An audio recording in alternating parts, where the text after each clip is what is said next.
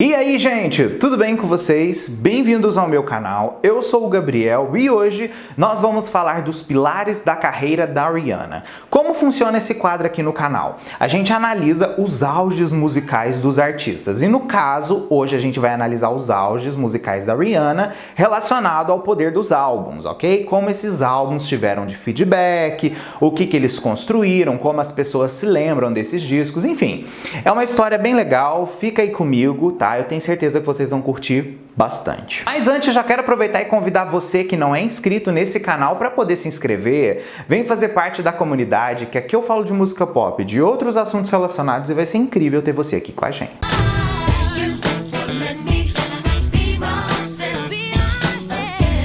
Quando a gente começa a analisar o primeiro pilar da carreira da Rihanna, que foi com o disco Good Girl Gone Bad, a gente precisa olhar também um pouco do que antes aconteceu na vida dela. Por quê?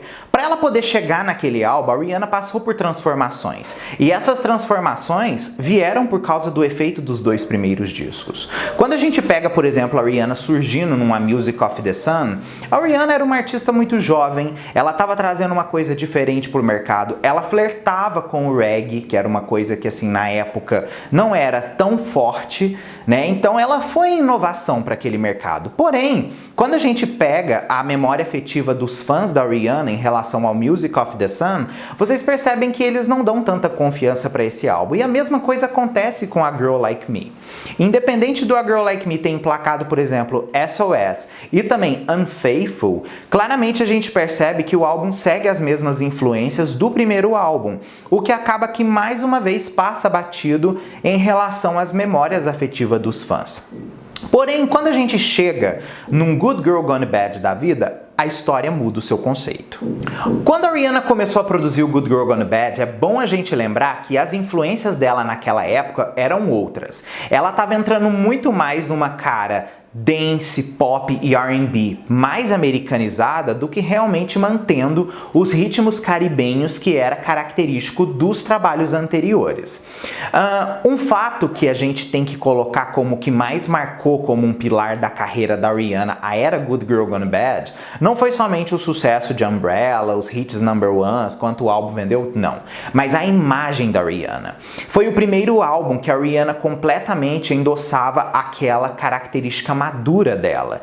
E isso fez com que as pessoas ficassem fascinadas com aquilo. Aquele corte de cabelo que ela usava virou um corte super tendência. Na época, para vocês terem uma ideia, muitos catálogos de moda começaram a fazer o tipo de cabelo baseado na Rihanna. Se vocês lembrarem um pouco de como foi o ano de 2007 aqui no Brasil, vocês vão lembrar que o corte de cabelo no estilo da Rihanna era um dos mais pedidos, não somente pelas celebridades da televisão, mas também como as pessoas do cotidiano. Gerou um disco que, assim, foi memorável não somente pelo poder das músicas, mas também memorável pelo poder da nova imagem da Rihanna. Good Girl Gone Bad gerou 5 singles no total, todos chegando ao top 20 da Billboard Hot 100, incluindo sucessos internacionais Umbrella e Don't Stop the Music.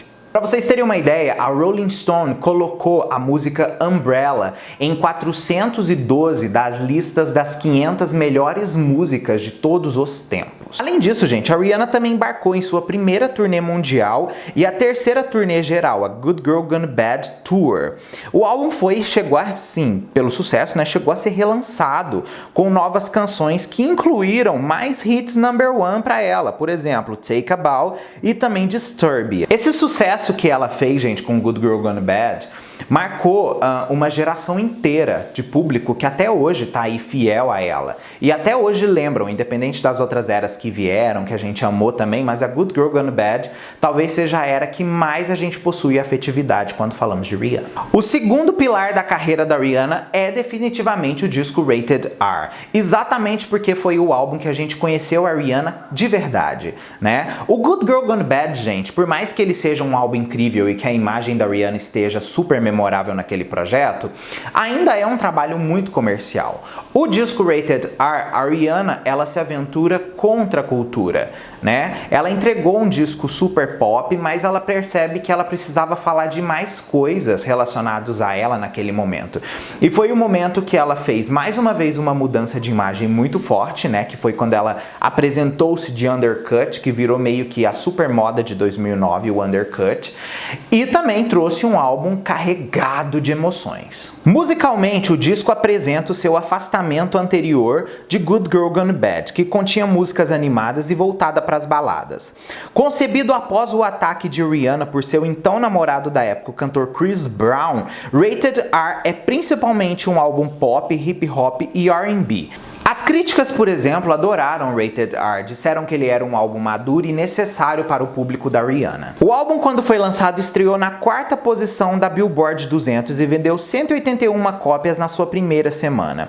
Ele chegou a alcançar também o top 10 em outros países. De todos os singles do álbum, infelizmente a gente sabe que não foram músicas que chegaram em primeiro lugar e conceberam essa aí número para Rihanna. Porém, uma das músicas quase ali no começo do fim da era, que foi a faixa Rude Boy, acabou caindo no gosto popular e atingindo o primeiro lugar. Porém, gente, independente de números, essa é uma das eras mais memoráveis da Rihanna e também uma das eras mais memoráveis do pop. O disco também é considerado uma super inspiração para a própria Rihanna para os seus lançamentos seguintes. Um outro pilar da carreira da Rihanna é definitivamente Loud. Por quê? Depois que nós tivemos Rated R com toda aquela carga emocional, a Rihanna volta muito mais leve depois de desabafar todas aquelas coisas. E ela volta novamente com uma imagem diferente, e não somente uma imagem diferente, ela traz um disco que é totalmente contra o que o álbum anterior foi e um período de pouco tempo depois. Muita gente fala que a ideia dela fazer isso foi porque ela queria fazer sucesso, mas claramente você vê que ela tinha uma história para poder contar. Entende? Se vocês analisarem o lado de sombra do Rated R e depois o lado de luz do Loud, vocês claramente veem que aquele disco precisava ser lançado em pouco tempo depois do álbum anterior, porque a história precisava continuar. Loud é um álbum dance pop e R&B, difere do álbum anterior completamente, que incorpora, como eu disse aí, pressentimento e raiva. Loud apresenta canções agitadas e marcam oficialmente o retorno da Rihanna para a música dancehall, que inclusive ela chegou a se aventurar nos 2 primeiros álbuns dela que eu disse que são mais esquecidos, o A Music of the Sun e o A Girl Like Me. O Loud recebeu críticas positivas, que elogiaram seu material otimista e inclusive os vocais de Rihanna que estavam impecáveis. Loud foi um sucesso absoluto comercial. Quando ele debutou em 3º lugar na Billboard 200, vendendo 207 mil cópias na sua primeiríssima semana. Dos hits que Loud emplacou, é óbvio que diante de todos os singles que foram lançados do álbum, 3 se destacaram ali como principais em todo o mundo. Um deles foi Only Girl in the World, o segundo What's My Name e o terceiro S&M. Todos os 3 alcançaram o número 1 na parada da Billboard. S&M foi a 10ª canção da Rihanna, inclusive a chegar ao número 1, e fez com que a Rihanna se tornasse a cantora mais jovem a conseguir o maior número de êxitos de number 1 ever. Outro auge da carreira da Rihanna, já fomos aí um pouco mais além, né, quase 2 anos depois, que veio no disco Unapologetic. Por mais que o álbum tenha recebido críticas mistas, que alguns inclusive criticavam o seu aspecto lírico, o álbum acabou sendo assim aclamado por outras coisas. No Grammy, por exemplo, ele ganhou álbum contemporâneo, né? Stay chegou a ser nominada para Best Duo Group Performance. Então, no aspecto de awards, a era Unapologetic foi bem aclamada da Rihanna. O álbum emplacou, por exemplo, o hit Diamonds, que era uma música super crossover da carreira da Rihanna. Se a gente analisar o trabalho anterior dela, que foi o Talk That Talk, a gente vai perceber que ela tava muito farofa, né? E essa volta do Unapologetic, ela mais uma vez voltava às suas cargas emocionais. E em Diamonds, por exemplo, ela se apresentava novamente de uma forma assim, que a gente não esperava ver ela no primeiro single. Com a explosão de Diamonds, ajudou com que o álbum debutasse em primeiro lugar na Billboard 200, vendendo 238 mil cópias na sua primeira semana.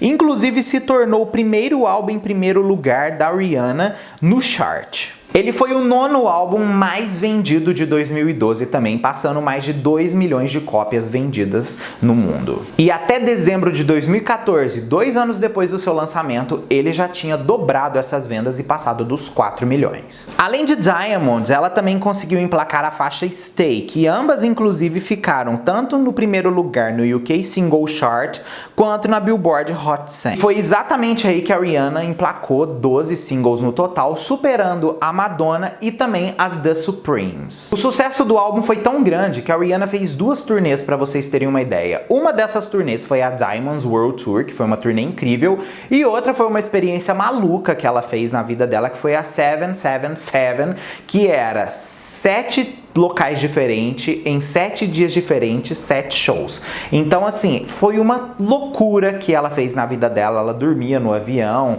eles voavam de um continente para outro. Então assim, foi uma semana realmente de deixar ela louca, mas ela cumpriu e existe até um documentário sobre. Agora, o último auge da Rihanna e talvez o auge mais importante da carreira dela, que foi na era Untied. Untied foi lançado com críticas muito positivas, que inclusive incluíram ele na lista de melhores álbuns de 2016 e da década de 2010. A Rolling Stone também incluiu esse álbum na lista dos 500 melhores álbuns de todos os tempos. Com o lançamento de Untied, o álbum chegou em primeiro lugar, ali como Unapologetic chegou, vendendo na sua primeira semana 166 mil unidades de álbuns equivalentes no país. Após 2 dias de lançamento, ele foi considerado oficialmente platina nos Estados Unidos. Exatamente porque a Samsung comprou e distribuiu 1 milhão de cópias do álbum antecipadamente. Untied produziu 4 singles no total, incluindo Work com Drake, que alcançou a posição número 1 na Billboard Hot 100 nos Estados Unidos, que se tornou a 14º number 1 da Rihanna nas paradas lá. Além disso, ela também embarcou naquela super turnê do álbum, né, que foi a Untied World Tour, que ela levava a experiência do álbum para o palco.